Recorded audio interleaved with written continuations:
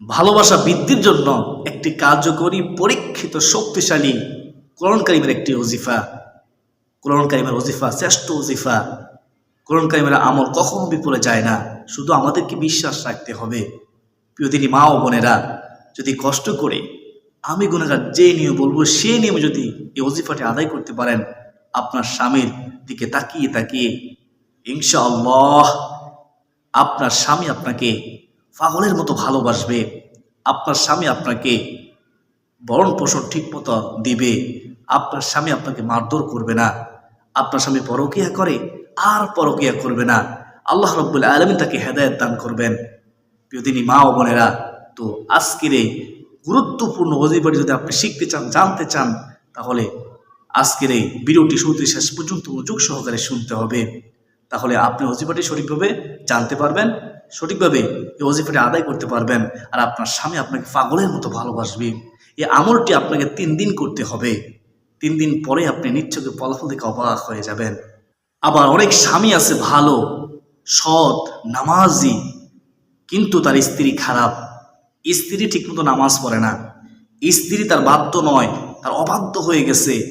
স্ত্রী পরকীয়া করে, অন্য লোকের সাথে কথা বলে সময় কাটায়, কিন্তু স্বামীর সাথে খারাপ আচরণ করে, স্বামীকে সম্মান দেয় না, ইজ্জত দেয় না, স্বামীর দিকে খেয়াল রাখে না। এরকম যাদের স্ত্রী আছে, তো আমি বলবো, আমি গুনাহগার বলবো, আপনি কষ্ট করে 3 দিন এই আমলটি করুন আপনার স্ত্রীর দিকে তাকিয়ে। ইনশাআল্লাহ 3 দিন পরে নিশ্চয়ই ফলাফল দেখে অবাক হয়ে যাবেন। আপনার স্ত্রী আপনাকে পাগলের মতো ভালোবাসবে নিশ্চিত, কোনো সন্দেহ নেই।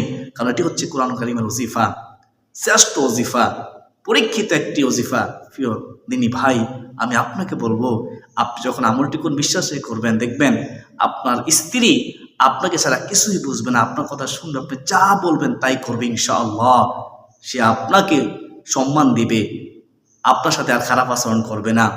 তো আমি স্বামীদেরকে বলবো, আপনাদের স্ত্রী খারাপ আছে, আপনার আমলটি কোন বিশ্বাস রেখে আল্লাহ তাআলা স্বামী স্ত্রীর প্রতি ভালোবাসা মহব্বত বৃদ্ধি করে দিক, সংসার মধ্যে শান্তি দান করুক, সংসারের মধ্যে বরকত দান করুক, ঝগড়া দূর করে দিক। সকলে বলি আল্লাহুম্মা আমিন। তো প্রিয় দিনদার মুসলমান ভাই বোনেরা, চলুন আমরা সহজে আমলটির নিয়ম জেনে নেই। মনোযোগ দিয়ে শুনবেন। অনেকে মনোযোগ দিয়ে শুনেন না, তাই কিছুই বুঝতে পারেন না। আমলটির নিয়ম আপনি সঠিকভাবে জানলেন না, তো আপনি আমল করবেন কীভাবে? প্রিয় দিনী মা ও বোনেরা, প্রিয় দিনী ভাইয়েরা, শুনুন কষ্ট করে। আপনি যখন আমলটি করবেন, দিনে এবং রাতে যে কোনো সময় আপনি আমলটি করতে পারবেন। তবে আমলটি করতে হবে কতদিন? 3 দিন করতে হবে। একটানা 3 দিন আপনাকে আমলটি করতে হবে। শুনুন তাহলে, আপনার অজু থাকতে হবে। আমলটি করার পূর্বে উত্তম অজু করে নেবেন। অনেকে অজু করার সময় তাড়াহুড়ো করেন। আমি বারবার বলি, প্রত্যেকটা আলোচনার মধ্যে অজু করবেন মনোযোগ সহকারে, যেন প্রত্যেকটি ফসল গোড়া গোড়ায় পানি পড়ছে। উত্তম অজু করে নেবেন। অজু করার মাঝে দোয়াটি পড়বেন, আল্লাহুম্মা গফিরলি যানবি ওয়া ওয়াসি'লি ফি দারি ওয়া বারিক লি ফি রিজকি। যখনই অজু করবেন, অজুর মাঝে মাঝে দোয়াটি পড়বেন। এই দোয়াটি পড়লে আপনার গুনাহ মাফ হবে, আপনার বাড়ি প্রশস্ত হবে, আপনার রিজিকের মধ্যে বরকত হবে। 3টি পুরস্কার, সুবহানাল্লাহ। এবং অজু করার শেষে আকাশে তাকিয়ে 7 আঙ্গুল ইশারা করে আপনি কালিমায়ে শাহাদাত পড়বেন। পুরস্কার কি? রাসূলুল্লাহ সাল্লাল্লাহু আলাইহি ওয়াসাল্লাম বলেছেন, জান্নাতের 8টি দরজা তার জন্য উন্মুক্ত করে দেওয়া হবে। সে জান্নাতের যে কোনো দরজা দিয়ে জান্নাতে প্রবেশ করতে পারবে, হাসতে হাসতে জান্নাতে চলে যাবে। সুবহানাল্লাহ। তো অজু করার সময় উত্তম অজু করবেন, অজু করার মাঝে এই দোয়াটি পড়বেন এবং অজু করার শেষেও কালিমায়ে শাহাদাত পড়বেন। তো প্রিয় মুসলমান ভাই বোন, এইভাবে উত্তম অজু করার পরে তারপর আপনি দিনে অথবা রাতে যে কোনো সময় আমলটি করতে পারেন। আপনার স্বামী থাকতে হবে আপনার সামনে অথবা দূরে, যাতে আপনি দেখেন, আপনার দৃষ্টি আছে, এমন দূরে থাকলেও হবে, সমস্যা নেই। তবে তার দিকে তাকিয়ে বিশ্বাস রেখে, ইয়াকিন রেখে আপনাকে এই আমলটি করতে হবে। প্রিয় মুসলমান ভাই বোনেরা, প্রথমে দুরূদে ইব্রাহিম, শ্রেষ্ঠ এই দুরূদটি 11 বার পড়বেন। বেশিক্ষণ সময় লাগবে না ইনশাআল্লাহ। যে দুরূদটি আমরা নামাজের শেষ বৈঠকে পড়ে থাকি, আমি একবার বলতেছি, খেয়াল করুন। এভাবে আপনারা মহব্বতের সাথে, সম্মানের সাথে, প্রেম ভালোবাসা মহব্বত অন্তর রেখে 11 বার পড়বেন।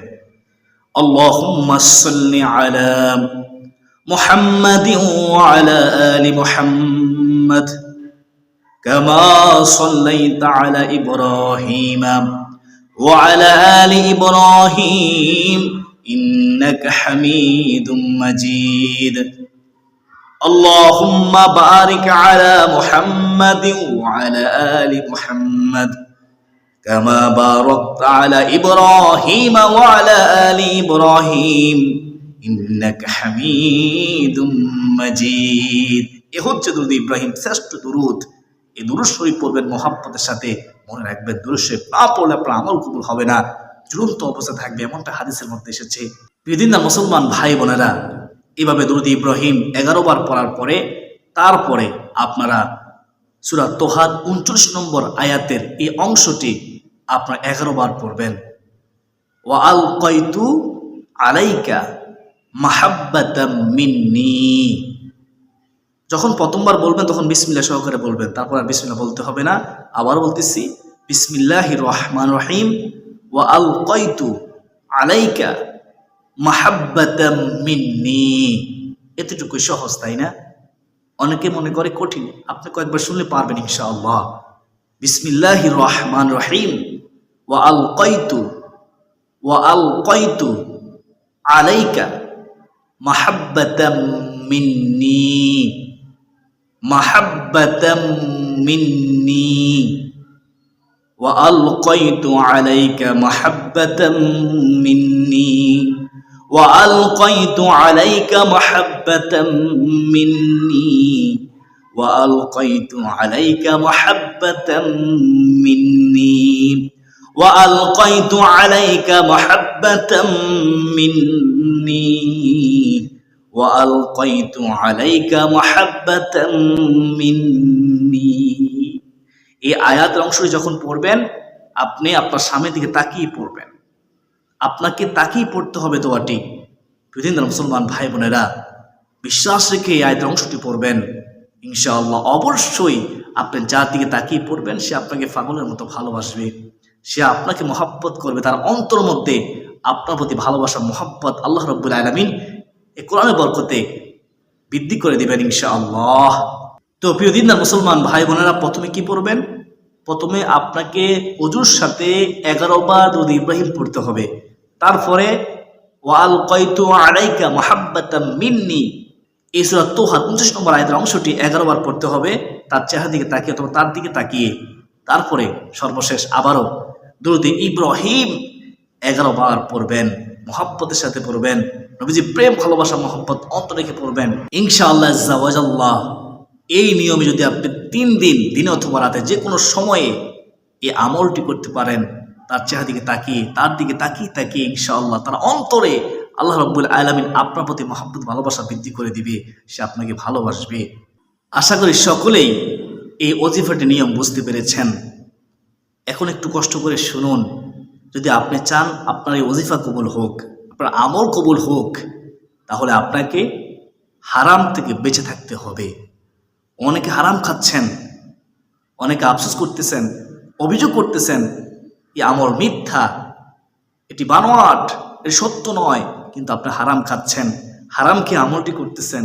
তো আপনি একবার ভেবে দেখেছেন যে আপনি যে হারাম খাচ্ছেন আপনার আমল কীভাবে কবুল হবে, আপনার দোয়া কীভাবে কবুল হবে? অসংখ্য মানুষ তো ফলাফল পাচ্ছে, আপনি কেন পাচ্ছেন না? কারণ আপনি হারাম খাচ্ছেন।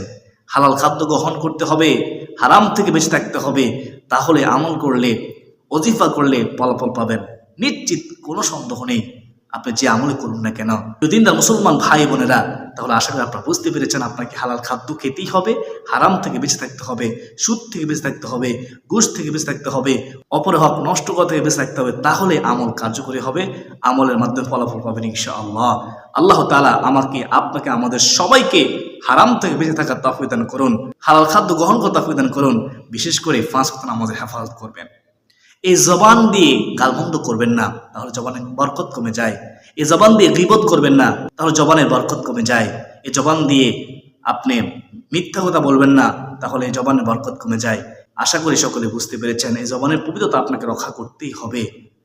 আল্লাহ তাআলা আমাকে আপনাকে আমাদের সবাইকে বুঝার মানার আমল করার তৌফিক দান করুন, 5 ওয়াক্ত নামাজের হেফাজত করার তৌফিক দান করুন, এই জবানের হেফাজত করার তৌফিক দান করুন। সকলে বলি আল্লাহুম্মা আমিন। তো প্রতিদিন মুসলমান ভাই বোনেরা, চলুন আমরা এখন কয়েকবার সেই আয়াতের অংশটি আমরা পড়ে নেই। যারা পারেন না একটু কষ্ট করে শুনুন, যারা পারেন তো আলহামদুলিল্লাহ মিলিয়ে দেখুন আপনাদের সঠিক হচ্ছে কিনা। ওয়া আলকাইতু আলাইকা মাহাব্বাতাম মিন্নি। আবার খেয়াল করুন, ওয়া আলকাইতু আলাইকা মাহাব্বাতাম মিন্নি,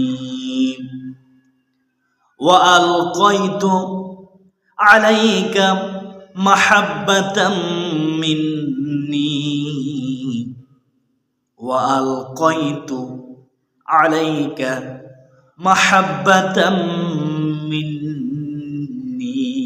আমার বিশ্বাস যারা শুনতেছেন তারা পারবেন। আবার কয়েকবার বলতেছি, খেয়াল করুন, ওয়া আলকাইতু আলাইকা মাহাব্বাতাম মিন্নি, ওয়া আলকাইতু আলাইকা মাহাব্বাতাম মিন্নি, ওয়া আলকাইতু আলাইকা মাহাব্বাতাম মিন্নি।